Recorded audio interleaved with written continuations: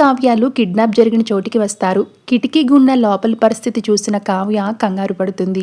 ఏవండి, అప్పుకి pains start అయ్యాయి, మనం వెంటనే లోపలికి వెళ్ళాలి అని అంటుంది కావ్య.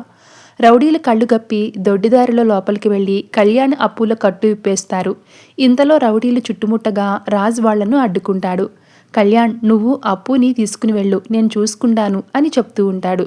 ఇక రౌడీలు రాజ్ని కొడుతూ ఉంటే రాజ్ కింద పడిపోతాడు.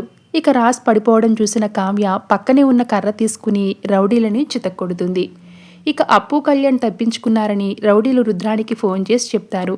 అప్పు కళ్యాణ్ తప్పించుకున్నారన్న విషయం తెలుసుకున్న రుద్రాని కోప్పడుతూ, ఒక్కొక్కడు ఎద్దుల్లా ఉన్నారు కదరా, ఆ ఇద్దరిని కాపలా కాయలేకపోయారా, వాళ్ళు గనక ఎస్కేప్ అయితే నేను దొరికిపోతాను, వాళ్ళు ఇంటికి చేరకూడదు, వెనకాలే వెళ్ళి చంపేయండి అని రుద్రాణి రౌడీలకి ఆర్డర్ వేస్తుంది.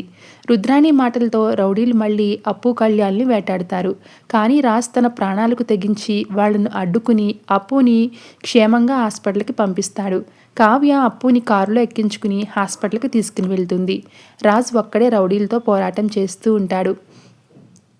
ఇక అప్పుకి ఆపరేషన్ థియేటర్లో ట్రీట్మెంట్ జరుగుతూ ఉండగా దుగ్గురాల కుటుంబం అంతా అక్కడే ఉంటుంది.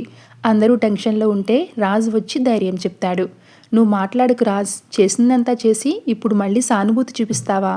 ఆస్తిలో వాటా ఇవ్వాల్సి వస్తుందని నా కొడుకుని కోడల్ని కిడ్నాప్ చేయించావు, మళ్ళీ ఏమీ తెలియనట్లు ఇక్కడికి వచ్చావా అంటూ రాజ్పై ధాన్యలక్ష్మి కోపం చూపిస్తూ ఉంటుంది.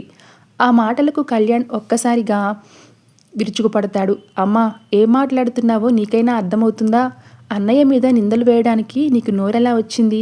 అక్కడ రౌడీలు అన్నయ్య పేరు చెప్పి మమ్మల్ని తప్పుదోవ పట్టించాలని చూశారు, కానీ నా అన్నయ్య వదిన ప్రాణాలకు తెగించి మమ్మల్ని కాపాడారు. వాళ్ళు రాకపోతే అప్పు నా బిడ్డ ఏమైపోయేవాళ్ళో తెలుసా అంటూ తల్లిపై ఫైర్ అవుతూ ఉంటాడు కళ్యాణ్. చూశారుగా, ఇప్పటికైనా నా కొడుకు కోడలు ఈమె కంటికి నేరస్తుల్లాగానే కనిపిస్తున్నారు. వాళ్ళు ఇల్లు వదిలి వెళ్ళిపోయిన ధాన్యలక్ష్మికి బుద్ధి రాలేదు అంటూ అపర్ణ ధాన్యలక్ష్మికి చురుకలంటిస్తుంది. నిజం తెలుసుకోకుండా మాట్లాడడం ధాన్యలక్ష్మికి అలవాటైపోయింది. అన్నయ్య కోసం తమ్ముడు, తమ్ముడు కోసం అన్నయ్య ప్రాణాలు ఇచ్చే ఇంట్లో ఆస్తి గొడవలు తెచ్చింది నువ్వు అంటూ ధాన్యలక్ష్మిపై సుభాష్ కోప్పడతాడు.